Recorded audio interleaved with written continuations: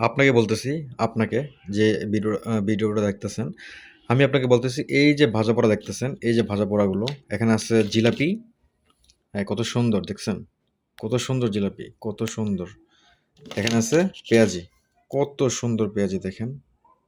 আপনাকে দেখাই একটু। এই যে পেঁয়াজি এবং জিলাপি, এগুলা আমি আপনাকে পরামর্শ দিব যে এগুলা খাইবেন না। খাওয়ার চেষ্টা করবেন, খাইতে ভালো লাগে। প্রতিদিন বিকালে এগুলো আমরা খাইতে পছন্দ করি। বন্ধু-বান্ধবের সাথে আড্ডায়, হ্যাঁ? বাজারে গেলে বা এখানে সেখানে খাইতে পছন্দ করি। খাইতে মানা নাই। কিন্তু খাওয়া তো আমি আপনাকে আটকাতে পারব না। কিন্তু আমার যে বলার উদ্দেশ্য, এগুলো যে কি পরিমাণ ক্ষতি করে আপনার, এটা যদি আপনি একটু রিসার্চ করেন এই খাবারগুলো সম্পর্কে, তাহলে আসলে বলতে পারবেন। আ আসলে প্রচণ্ড পরিমাণ ক্ষতি করে, প্রচুর পরিমাণ ক্ষতি করে। তাই আসলে খাওয়া কমাই দিবেন। মেইন কথাটা হচ্ছে যে আপনি ২ দিন ৩ দিন পর না খায়া হয়তো ৫-৬ দিন বা ১ সপ্তাহ পর খান। এটা হয়তো কোনো ক্ষতি করবে না আপনার। যেহেতু আমরা বাঙালি মানুষ একটু খাইতে পছন্দ করি। কিন্তু আপনি রেগুলার কখনই খাবেন না। রেগুলার খেলে ভাই গ্যাস্ট্রিক হয় আপনার।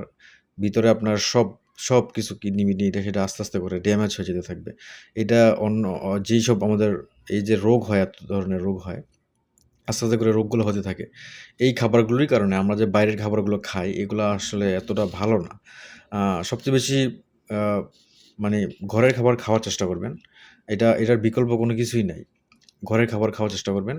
বাইরের খাবারগুলো কখনোই এত বেশি খাইতে যাবেন না। যদিও আমাদের খাইতে হয়, কিন্তু তারপরেও খাবারটা যাতে কম খান, এটা একটু ট্রাই করবেন। আপনার বন্ধু-বান্ধব বা যারাই আছেন আপনার সাথের, সবাইকেই পরামর্শ দিবেন যে একটু কম খাওয়ার জন্য। কারণ এই খাবারগুলো আসলে আমাদের জন্য অনেক ক্ষতিকর। এই যে দেখেন, হঠাৎ করেই আমাদের স্ট্রোক হয়ে যায়। হঠাৎ করেই আমরা এই সমস্যা, ওই সমস্যায় পড়ে যাই। এগুলার এই মূল কারণ হচ্ছে এই খাবারগুলো। এই ধরনের খাবারগুলো আসলে। তাই পরামর্শ হচ্ছে ভাই এই খাবারগুলো আসলে একটু যতটুকু পরিমাণে সম্ভব কম খাওয়ার এবং আ আ চেষ্টা করবেন আরকি। এটাই বলার ছিল আসলে।